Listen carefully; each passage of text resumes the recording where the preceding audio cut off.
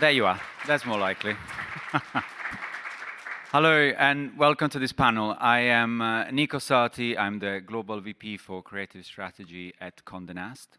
And our panel today is composed also by Editor-in-Chief Allure, Jessica Krull, and we have Emma Hilal, Director of Consumer and Digital Marketing at Merz Aesthetics.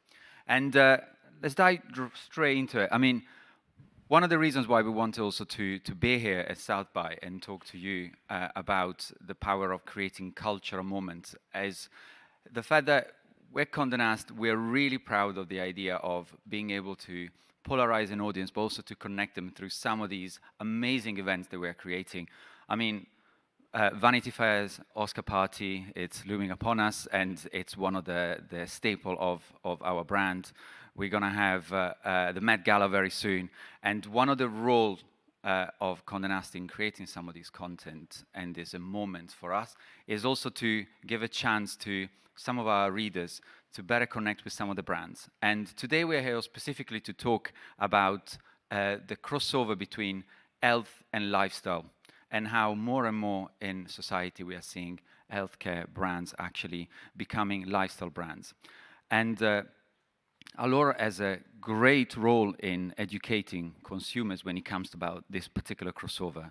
What is your point of view, Jess, just to start straight into that? Yeah, I mean, Allure has been called the beauty Bible. And I think with that long 30-year plus history, what we have is a trust and a responsibility to the reader. I like to explain we're a third-party person. We report on what is happening in the industry, and we give it to the reader as if we're the educated friend in the group chat. So I have dermatologists I can text right now. I have cosmetic chemists I can text right now. I have executives, brand founders that are in my phone. And that gives me a level of access to get the best information from multiple sources and then give it to the reader, keep it real as it is. And so that is our position. And by doing that for over 30 years, we have gained trust with the reader. They trust us to come with the truth, to be doing that level of digging and reporting. And so that puts us in a special position in the reader's hearts, I like to think, because we have the receipts for the work that we do when it comes to beauty product reviews, scientific investigation, reporting on the industry, all of that. Thank you. And that leads me actually to think a little bit more when it comes to the scientific investigation and the story. How does a brand like Merz, and specifically like talking about some of your product, like and brands like Siemens, for example, how do you approach the idea of reaching into the lifestyle territory without compromising the fact that you also need to talk about the health part of the particular story? Absolutely. So I think you were talking about being the beauty Bible and building that credibility over 30 years. And I think that's really, truly what is invaluable to brands like Merz. And the reason why we partner with Condé, it's because it is not just another avenue where we go and buy paid media. It's not just another, space where we're going to have our programmatic ad. It's truly going where the consumer is and where they're trusting the source, where they're going to trust that whatever information is given to them, it has actually been researched and fact-checked and has a lot of science backing. And they feel that they're not being sold to. They're being told a story, there is context, and there is healthcare providers being interviewed to kind of, strengthen up the arguments, and then it's just done with the knack of storytelling that you all have, which is amazing. So I think that's what's very important to us, and also the fact that you are very mindful of telling the full story. So in pharma, and our main product, Xeomin, is a black box product. What that means, I'm sure you all know, like the pharma ads you see in the screen where you have the beautiful family and in the background and the weird music, and then you have the voiceover that's saying that you're basically going to die because you're taking this. And when we built consumer marketing at Merz, we really wanted to get away from that. We didn't want to replicate that. The whole idea was we don't want it to feel scripted. We don't want it to feel staged or something that's an ad agency would create for us. We really wanted to create educational content, but also entertaining content that people want to consume in the places where they actually go and consume that content, which is the Condé properties. So what you're saying is exactly why we value that partnership, is because of that incredible foundation of credibility that you have built over the years, and the trust that you have established with your readers, and the fact that you're putting your readers first is the reason why we partner with you, and we think that's the best way to actually go into the lifestyle space and the beauty space, but in an ethical way that is also, aligned with our values. I would say an interesting part also of the journey is how, for example, we heard often in these talks at South by how the marketing funnel has been shattered. So we don't have this idea of like brand awareness moving into consideration, and then the funnel has essentially been flattened, and we have multiple mediums that all have a different individual roles. So when it comes to, going back to you, and you were saying, Emma, when it comes to digital marketing, specifically, how do you see the role of influencers versus, for example, our editorial partnerships working in this, let's say, journey? I think everybody has a role, really. The influencer is, the person that you're following them, you trust their individual experience. They're going to talk about their personal experience with the products, and they're going to tell you, this is how it went for me, this is how my treatments went, this is what to expect, basically, and this is what I personally experienced. Personally, as a consumer, after that, I follow influencers a lot, but after that, my first reflex is I'm gonna go Google that thing, and I'm gonna go and find the trusted sources on the internet. One of them being Allure, obviously being the beauty Bible, and that like red seal.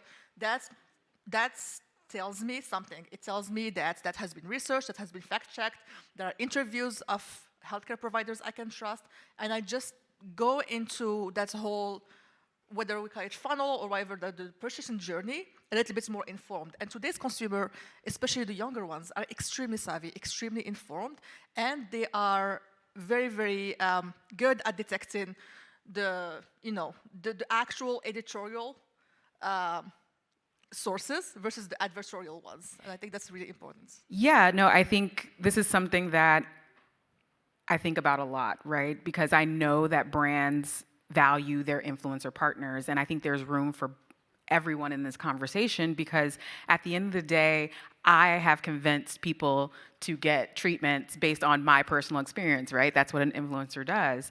But I also say there's a difference between us. Someone who's an influencer is telling about their personal experience. I may also be telling about my personal experience, but I'm telling about it based on the fact that I sat with usually the scientists who made it. I talked to several derms who use it. Then I tried it on me, and 3 more of my staff members tried it. And then after that, we wrote a story. It was fact-checked by a source. And then we came out, maybe 3 of my staff members, maybe just me, giving a much more educated perspective on, is this right for you? Maybe, maybe not. Here are the things you need to think about. Here are the things that derms are thinking about. Here's what the company made it for. I'm giving that much more in-depth information based on the experience that I've had in reporting the story and testing as well, but also the 15 plus years I've been doing this, right? So I've seen all the competitors, I've tried those things, I got about 50 things in my face. I know those things, and I think it's just a difference of education. It's a different level of information, and you need both of those things, right? You need to, the more influencers I have, the more experiences we're hearing about, but then you need to backtrack and get the facts, which is what I do.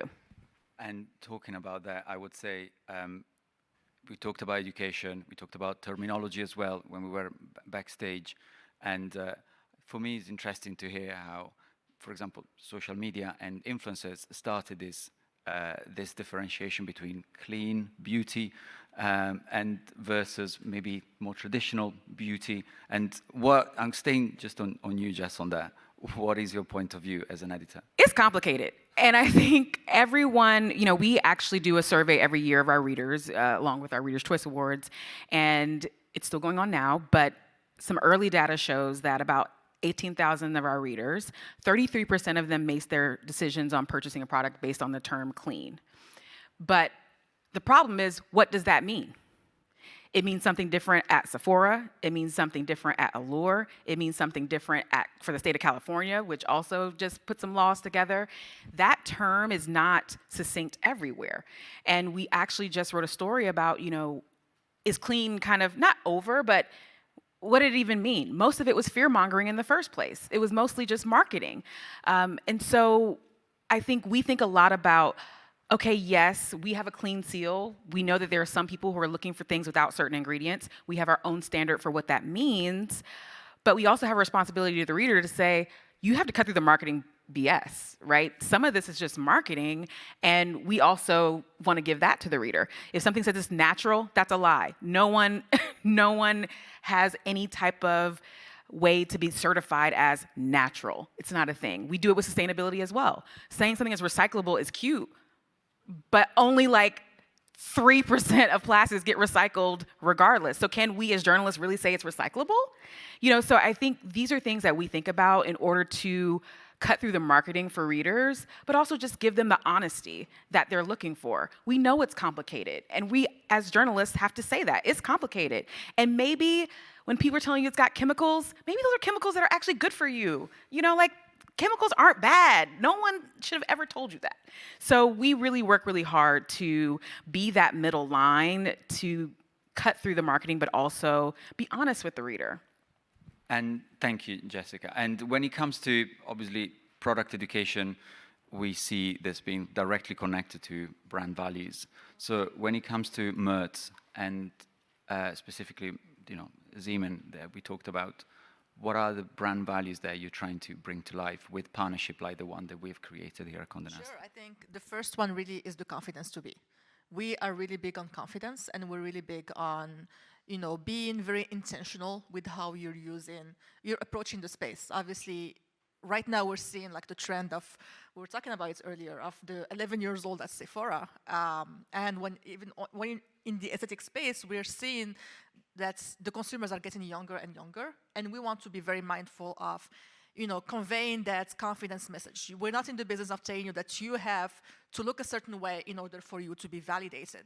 We are in the business of telling you you have to do what's best for you and what makes you feel more confident. So I think that's a big value that Merz had, that I'm very proud of. And the second thing is, at the end of the day, we're also backed by science. It's the science messaging, and I think it's very important to talk about, to provide that entertainment and get the consumer hooked on the story and get them interested. But once they're there to actually consume valuable content and understand what the science says and really why this, like what choices they have and why this choice is different than this one, and make that decision fully informed. And I think that's also something that we are very big on. And product innovation is obviously at the front of what you do at Mertz Aesthetics. How do you balance then the innovation with the, for example, more the philosophy of beauty on your own terms? Because obviously that has to capture more also the attention of the consumers. So what is the balance between the two, in your opinion? Well, I don't think that they're antithetical. I think they go together. Beauty on your terms means that you have to do whatever makes you feel better. We're just empowering you to make that decision. And in the process of empowering you, we're also giving you the facts. And we're working with partners who are honest. And that's their whole business model, is to build that honesty and that trust to give you the actual facts. Before our partnership with Condé, we used to do what everybody's doing, which is we work with an ad agency, we create a nice 60-second spots, and we're gonna blast it wherever we can buy media. I don't know how effective that was, honestly. We are there, people are seeing us, but are we actually cutting through the noise? I don't think we are. And so I think one of the biggest things that we've done together is we've really gotten into that cultural conversation. And we're not only seen, we're actually understood. And Condé really made the brand matter, which I'm very grateful for, but that's all because we share the same values of science and informing with purpose and being intentional, and empowering that reader. Thank you. And talking about empowering the readers, Allure's being and Laura's culture, we always often say it's the culture of beauty. We talked before about influencers and your point of view, obviously, between editors and influencers. Is there a moment where the influencers can be brought into the story, in your opinion, into the editorial story? And if so, when? You know, I think we can work to tell more stories, right? My whole job is to storytell, to give you a diverse mix of stories. And I think what we have done is sometimes we get in a room together and we are able to access a certain community by tapping into influencers as well as editors. So for example, as a Black woman, doing aesthetics is something that's still kind of not talked about, it's taboo. And so we had an event where we brought a few influencers, doctors, dermatologists, as well as editors together for a conversation in a room full of 150 plus Black women that we spoke about these things in this tight-knit group. And the purpose of that was to say, we all have different experiences here. Like we've all done it or haven't done it, we've done our choices, but we wanted to provide perspectives. And I think that is the thing that I'm really keen on. You know, I run a publication that set the beauty standard years ago, right? But what does that mean in today's world? The beauty standard is obliterated. And what I'm really trying to be is a mirror.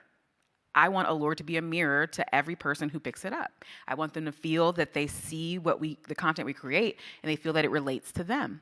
And so in that way, we can partner with certain influencers that we trust, which I think is a big thing. I mean, we've seen brands make big mistakes by giving their brand power to people who couldn't be trusted.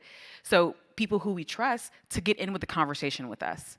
Because the new powerful thing about the way that media is going is we are ever more in a two-way conversation. My readers tell me what they like, they tell me what they don't like, and I'm able to respond accordingly. And that's the same with influencers. If we can all get in a room and offer someone perspectives, then that's only gonna help them on their journey of choice.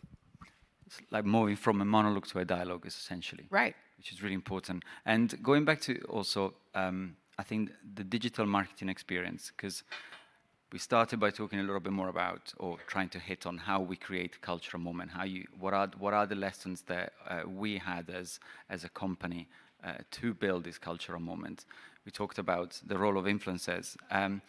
And when it comes to digital marketing, for example, we used in some of the campaigns that we created together, high-level talent. And can we talk a little bit more about the recent Vanity Fair campaign with Demi Lovato?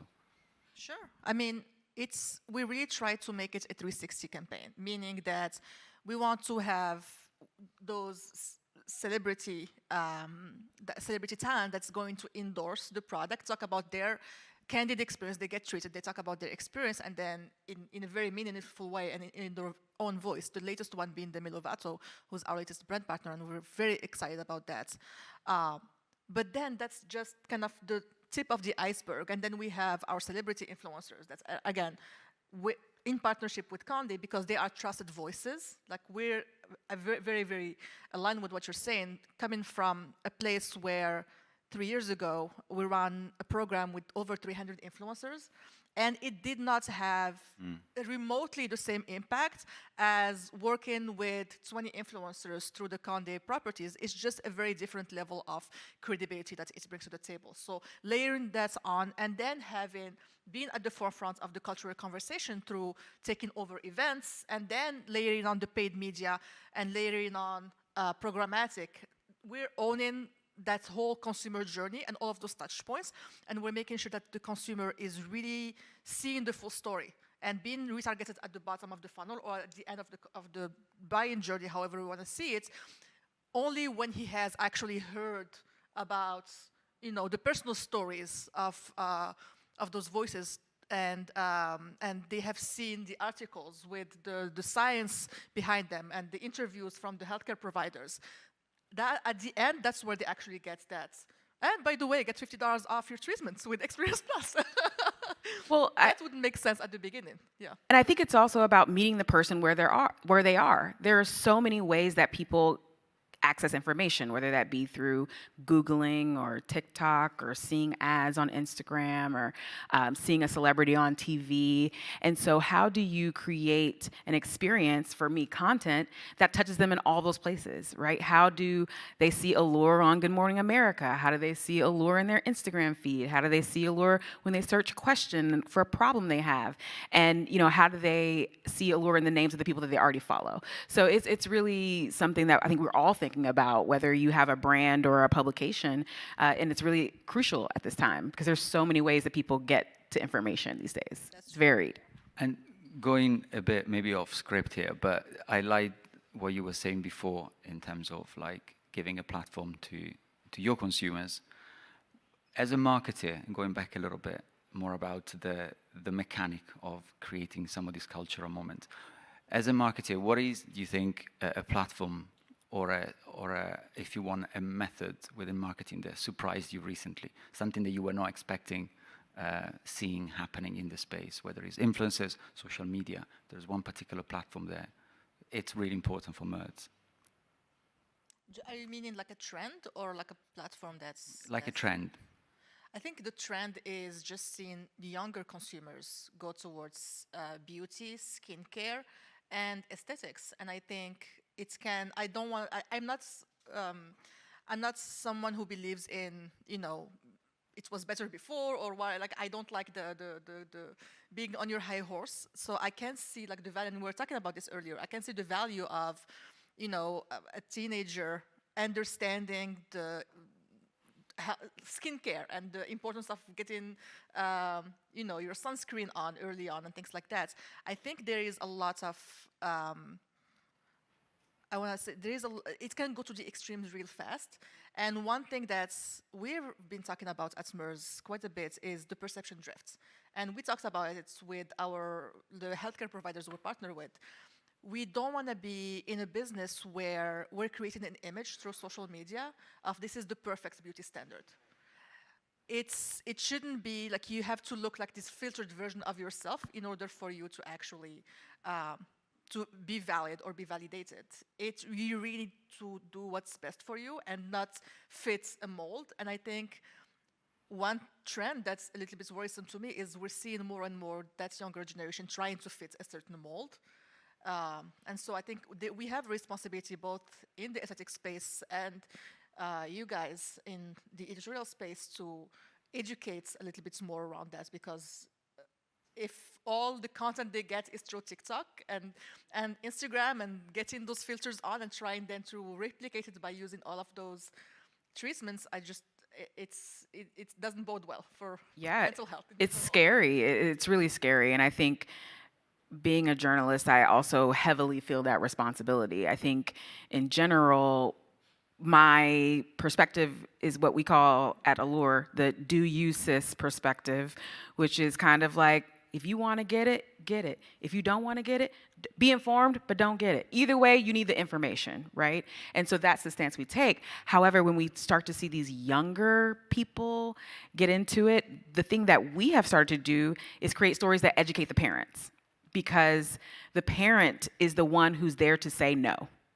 And so we really want to educate the parents on, should your kids be using Drunk Elephant, retinol? It's like, no ma'am, that's not good for anybody.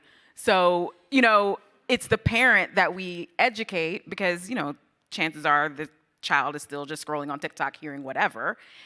And so we've really said, okay, where can we actually make a change here? It's by educating that parent on what is right, what is wrong, based on what the dermatologists are telling us, giving product recommendations that are safe for 11-year-old skin. If you want to have a skincare routine, get you some Cetaphil, get a hyaluronic acid serum, start some sunscreen, you good. Baby skin, that's all you really never need. Gonna look as good as you look right now. I know. Enjoy it. I know. Oh my God. And also we don't know the long-term effects of this, right? We don't know if we start to see this pick up, and it's been prevalent in other countries prior to us.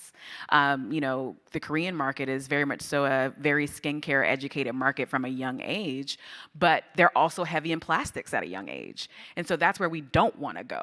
And so really taking on that mantle and thinking about, as Allure, how do we protect who we need to protect, but inform who we need to inform? And I love what you're saying. I'm just going to add to that. I mean, for us, for example, I'm just taking the example of Xeomin, which is an anti-wrinkle injection. So it's for your frown line, right? And we're seeing a trend, and we're talking to that younger generation, but you're not going to catch us saying them or messaging, you have to get it done now in order for you to prevent frown lines. That's just false advertising. That's just the false medical information. You won't catch us saying that.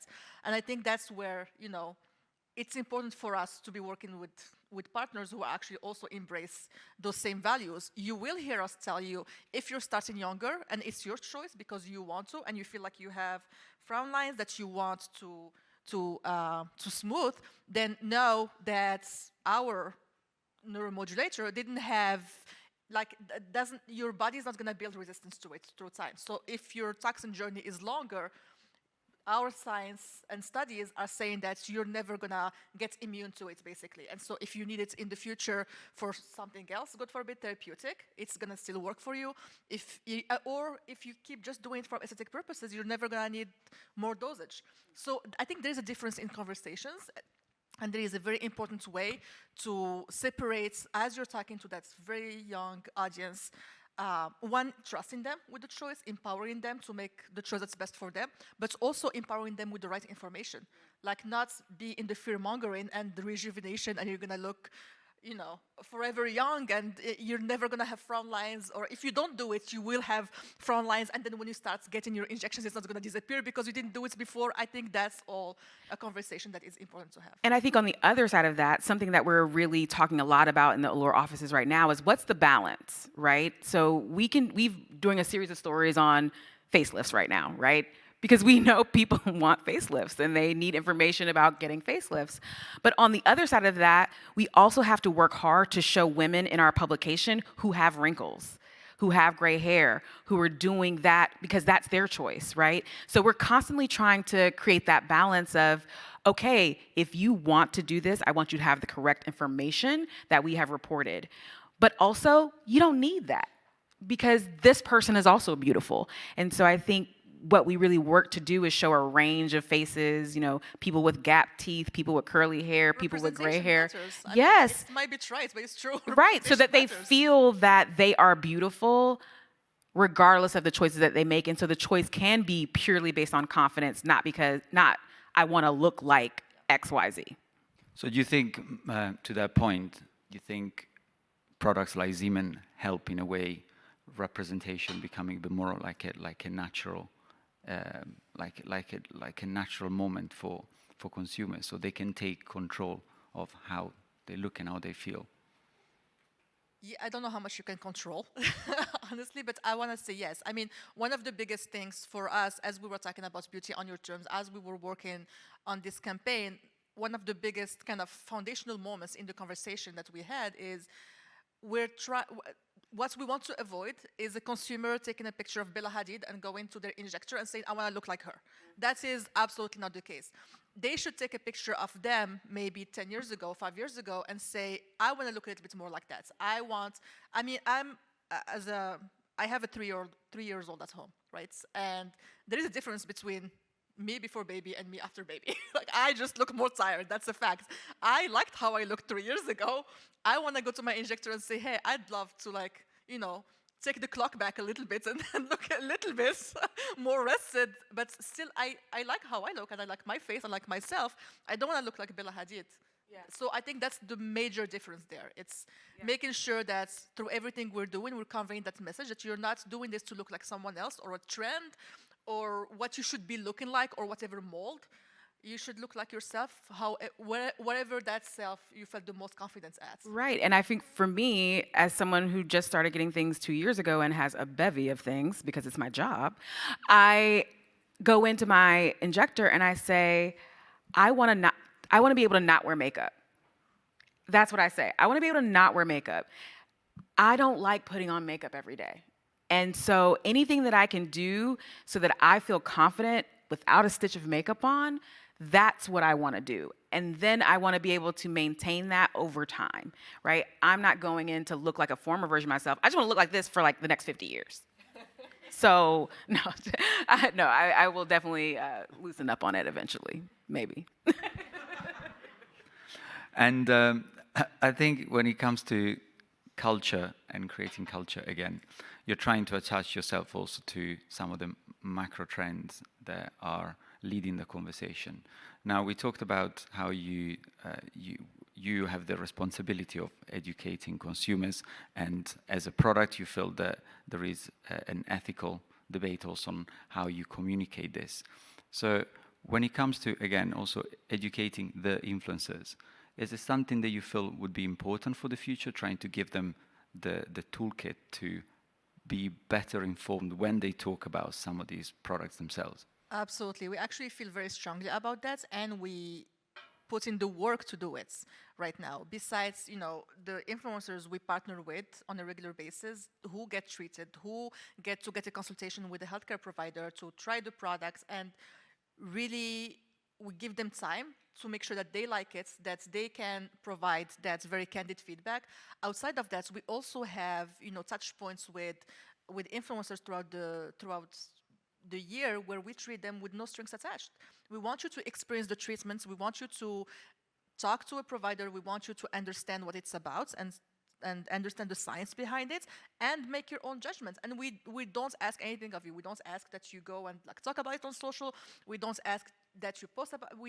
There is no string, literally, besides educating you, because we truly believe that that has a value and that's going to participate in making the conversation a little bit more substantial.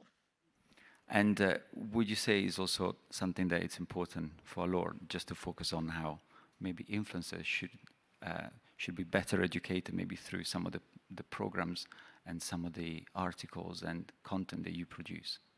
Well, I think for me, what I don't necessarily, work directly with influencers in that way, but what I do realize is that my audience likes to follow people, right? That's the big change. When I first started in publications, it was all about the royal we.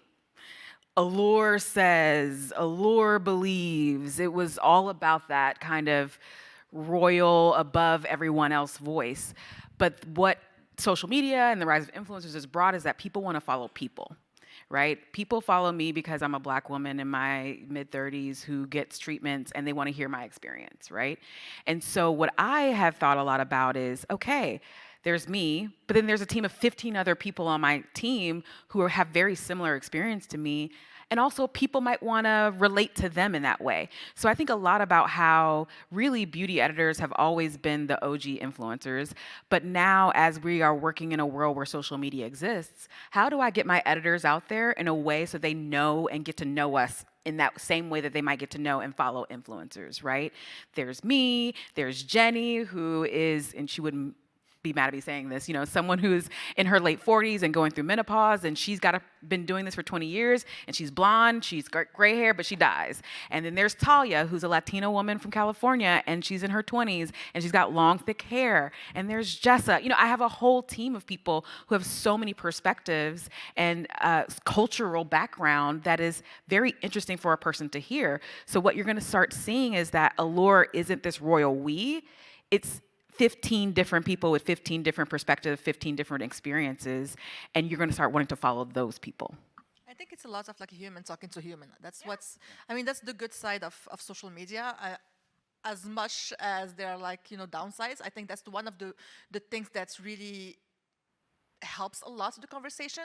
And I also want to say, healthcare providers are influencers now. Yes. They are massive on social media. You will find Injector Bunny or XYZ influencers, Dr. Shireen Idris, which I love, who you guys talk to a lot. Yeah, she's based off New York, and she has a massive following. She is trusted, and even for people who are not in New York, who are not gonna go to her practice, they still tune in into her channel because she provides that information and she has that credible source, but she can be seen as an influencer too because she's talking about different treatments, she's talking about different things, and she's bringing her own specific voice to the conversation. So I think influencers today is such a wide range of different voices representing different needs. There is your neighbors or like the person that you trust in your environment who you're gonna go to for like skincare advice, like your girlfriend. There is the allure editor who is actually trying all of the products and knows all of the things. There is the healthcare provider who is also a social media star today and super savvy and who's creating that fun content, but it's also giving you that science background. And then brands are trying to become influencers through partnerships. And that's, I don't think it's a negative thing. I think it just adds to the strength of the conversation as long as it's layered with similar values and ethics behind it, and we're not fear-mongering, but we're putting substance behind the entertainment. And the reason why I've been, by the way, hitting back and forth on this point is because the two things have always been going hand in hand, as in beauty conversation and health and influences. That always seems to be connected. And actually what we're doing here, I think, is elevating it to a different level, which has to be through an editorial point of view, and it has to be a lot more, if anything, checked and confirmed and validated by other sources. And parking there for a second, I would love to hear from you, Emma, on how you think the philosophy of beauty on your own terms could potentially change the industry in the future, or how you expect this platform in a way to change in the future the ways people see these type of products. Very selfishly, I just hope to never see again a pharma ad on TV with like a weird staged pharma ad. I think from like a very selfish creative standpoint, that's my goal as a storyteller. I hate them with passion. And I think one of the biggest goals was like, let's not do that. Let's go into the beauty space and the lifestyle space, but also let's tell stories that matter, and let's do it in a way that's authentic. So I think the more I'm joking, but not really. The more we get away from staged and from clinical and cold, and the more we go into we're telling real stories in a genuine way, and we're trusting the people that we're working with to tell those stories in their own voices. We're not giving them a script. We're not, obviously there's like messaging and there is, facts and science behind it, but we're empowering them to understand it and then to truly talk about their experience through it. That's what makes it a little bit more beauty focused and lifestyle focused, and just getting away from the staging, I think it's key for me. So the more we're able to innovate and disrupt the pharma space and bring it a little bit more towards, that more authentic aspects, I think that's where we want to be. And this is all based also on storytelling, which we talked about before. To you, Jess, how or what technology or what kind of innovation you're seeing that helped you enhancing the digital storytelling for Allure? Yeah, I mean, TikTok really blew up the space, the beauty space in general, I think. But I think it's going to be positive in the long run. Currently, the majority of our readers come to us via their phones. So that completely changed the way that I think about storytelling, right? So we are now focused, we no longer have a print publication, and that was very sad for me. But the truth is, the beauty enthusiast is on TikTok. And so therefore, I am using this opportunity to give the same service, the same reporting, but in a different format. Instead of flipping, we're scrolling, right? And so I think a lot about, as we said, people follow people. We're going to see more of my editors giving their expertise and their experiences with products and things of that nature, getting videos of them reporting and being out in the street and visiting labs, which is what we do on a daily basis, talking to derms, that kind of thing. But then we're creating a cycle. So we now are starting to have a social studio in the office. So the editor will come into the office, try the product, write about the product, go into the studio, shoot a video for social. We will take that video, we will make GIFs out of it, we will make short videos out of it. That vertical video will then go back on the site in the story, right? It's a loop, right? Now we have a social content, we've got on-site content, but it's all in that format that people are used to seeing, vertical. And I think that is the thing that has really changed the game. We're editors. We love a big, glossy, beautiful image. But now our covers are all motion. All of our covers move. We have a DP on set every time we shoot a cover. So it's really forced us to think in motion and to think multi-platform in a very serious way. Even audio. We recently did a story on beauty in the Ukraine and salons and what's been happening after the war. We were able to create audio of that story in Ukrainian. We were able to put audio voices of people that we interview on Instagram, right? We're thinking about the way that people like to consume content. Sometimes they like to listen, sometimes they like to watch, sometimes they like to read. We have to create things in all those platforms. I love that. I always tell my team how I think sometimes when you work with the editorial team, you're not targeting a specific demographic, but you're targeting a mindset. And then depending on the platform, you then would have the specific slight differences in demographic. And I love the idea of, obviously, Mert from lab to red carpet, and Alor going from red carpet to covering the lab. That's a brilliant, I think, way of looking at it. I love a lab visit, but I ask a lot of questions, so that's the only thing. Not all scientists like me. Thank you. So we got a bit of time for questions now. I don't know if anyone from the audience would like to ask anything to our panelists. Hi. Yes. Just going back to the basics, I would love to hear what your definition of storytelling is for a brand, and if there's any type of like KPIs or goals you set based on storytelling with your team. To any? Okay. KPIs for storytelling. Well, my company sets KPIs. No, I think in general, the thing that we are noticing in media right now is we were going through a period where the KPI was how many eyeballs can see this, right? That was it. We were like, can we get 50 billion eyeballs on this one piece of content? It didn't matter how long they were looking. But because of what's happening with the third-party platforms right now, being Meta, Facebook, Instagram, Pinterest, all those things, they want to keep their eyeballs over there. So I think the new KPI really is time spent, loyalty, right? Last year we had our first ever Best of Beauty event where we had beauty enthusiasts come to us in person and spend all day with us, hanging out, trying product, getting information. MERS was there. I think that's the KPI, that loyalty, that willingness to stay, hang out, willingness to subscribe, willingness to register, willingness to share data, have a two-way conversation. Allure has a strong brand identity. People trust us, but we need to start enabling that two-way conversation. And in order to do that, we have to increase time spent commenting, registering, gathering emails, and that kind of thing, because that allows me to better service the reader, right? If you tell me a little bit about your skin, then I can tell you a lot about what you should be using and where you should be shopping and that kind of thing. And I'm a third-party resource. I'll tell you to shop at Sephora, Ulta, Nordstrom. I'll tell you to go to this derm, that derm, this derm, because I don't have a ton of skin in the game. A little skin, not a ton. But I think that is something that we're moving towards for the future. I love loyalty as the KPI. Yeah. I think that's so true. I mean, for us, it's really been, culture is our new KPI. And it drives to the same thing. Culture means being relevant, being seen, being understood, being part of the conversation in an organic way, because it's gonna drive to loyalty and customer retention.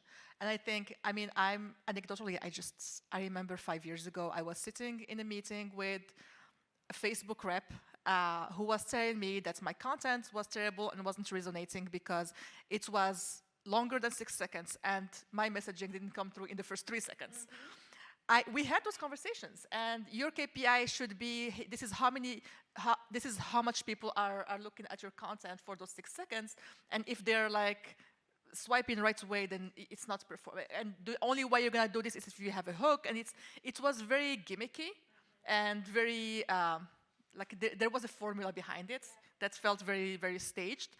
And I am extremely happy that we're so far away from that today. Mm-hmm. I mean, you've been talking about how you guys have incorporated mobile and social media into what you're doing, but you're not doing it in a way that changes your ethos. You guys are still Condé, you're still Allure, your content is still the same.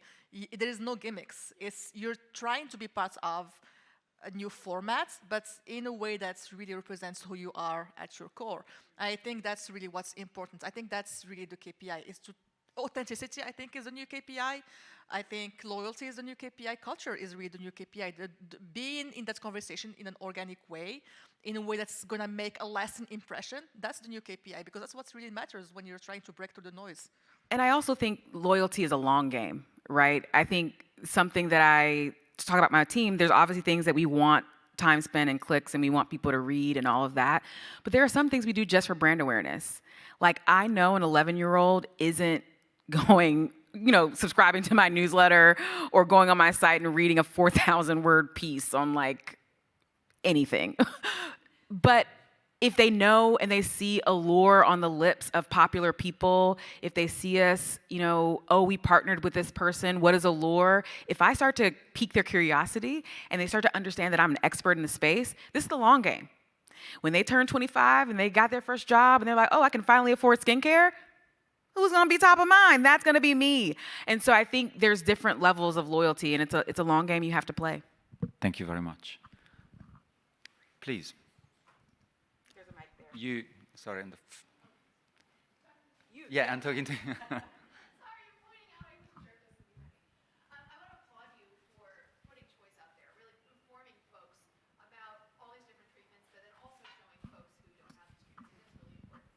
But recently I traveled to Europe, and I'm in my 50s, and I noticed there were tons of beautiful people there who did not have what we would consider aesthetically pleasing orthodontics. Right? And in my lifetime, you had to have really jacked teeth to get braces in the 70s, right?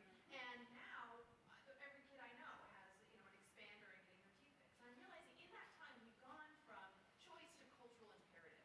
To be taken seriously in our culture, you need to have teeth that look a certain way in certain industries. And I'm wondering if anti-aging, because it started so young now, we have these preteens going to Sephora for skincare and worried about wrinkles. Are we at a point now where anti-aging and the expectation of fillers and Botox have gone from choice to cultural imperative? For women of a certain age, me now in my 50s, to be considered relevant, to be taken seriously, is it important that I also do these things? I'm not talking about any specific, I'm saying like royalty Yeah. women of this age. I'm really interested in your thoughts on this trend.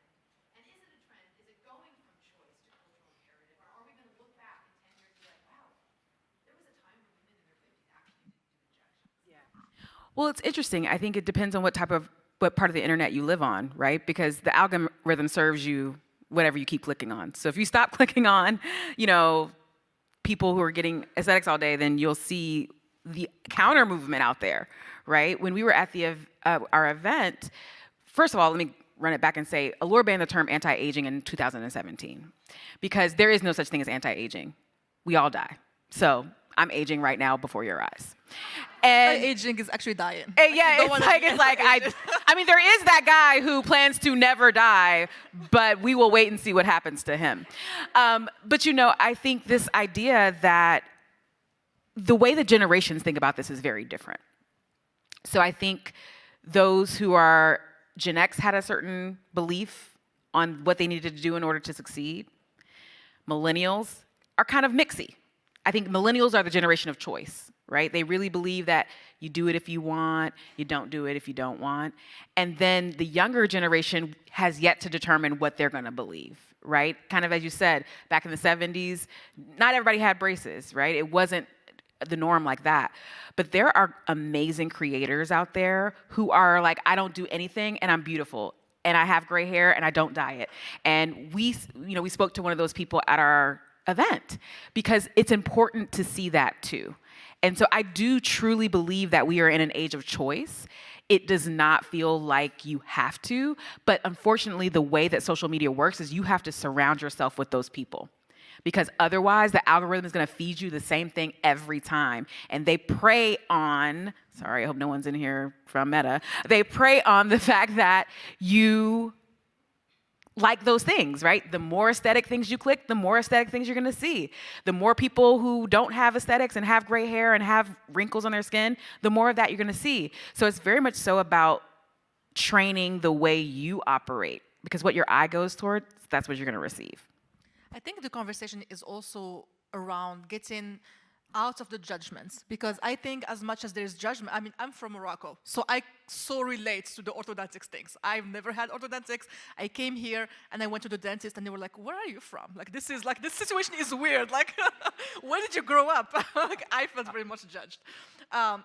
No, but there is also kind of the diktat, I feel like sometimes, of, oh, women have to age gracefully, whatever that means, right? So you see in the same, in the same conversation, people praising, I don't know, like Meryl Streep and saying, oh, look, she's not doing anything and she's aging gracefully and she's so beautiful and that's what women should be doing. What a shame, all of the others who are all plastic.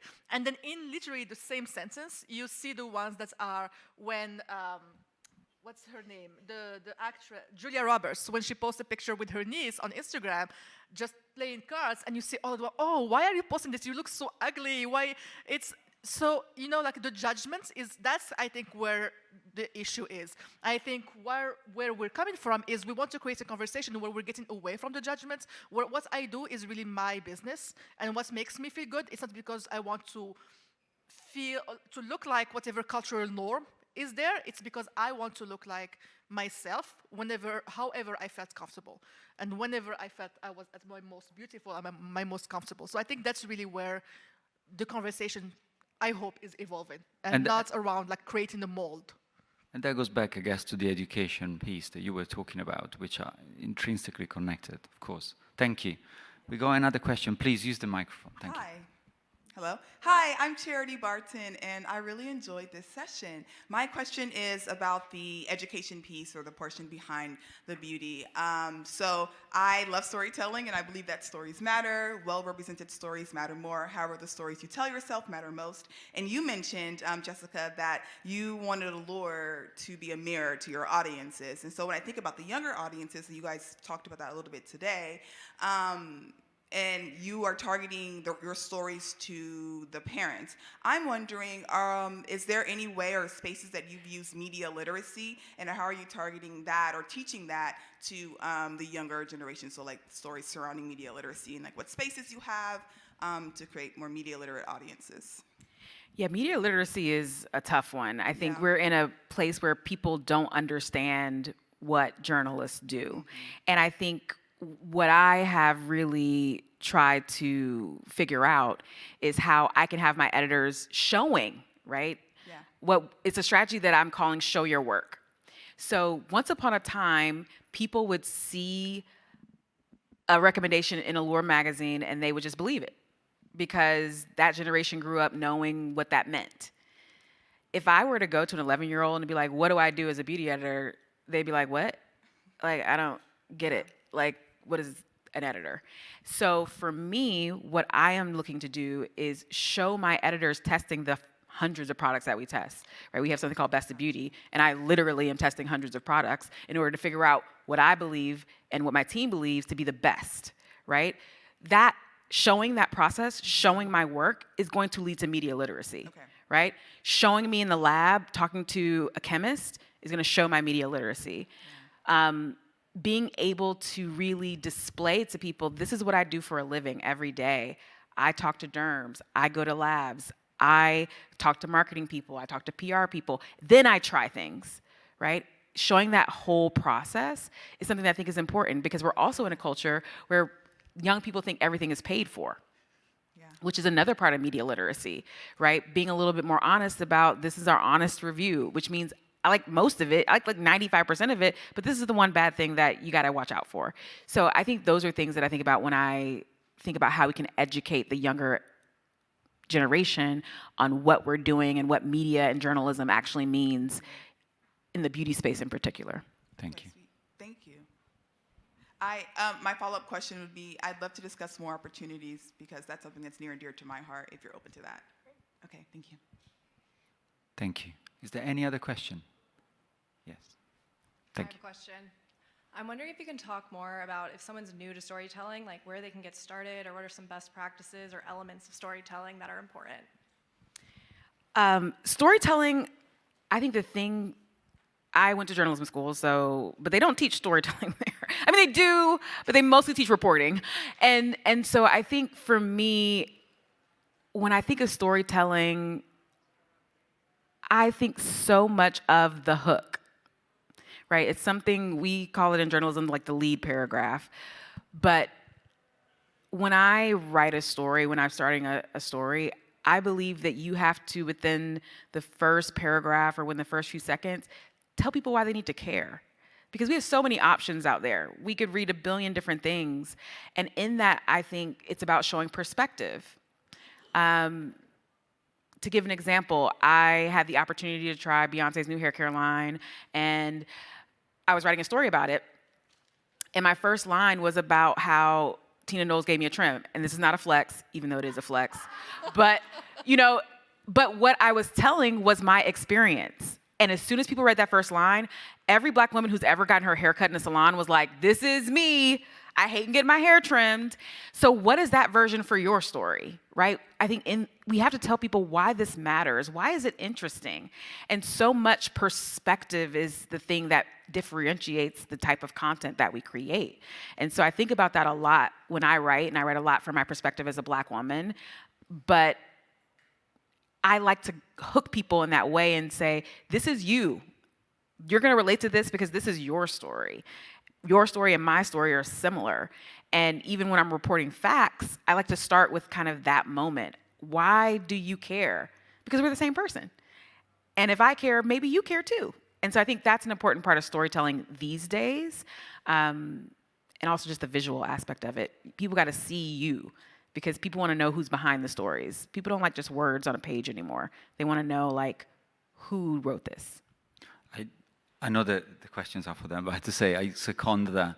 And one of the main rules usually in storytelling, at least for marketing, is listen, in the sense of like understanding, to your point, why it matters and what's the hook or the peg for the people that will receive this. I think that will be definitely the best way to start.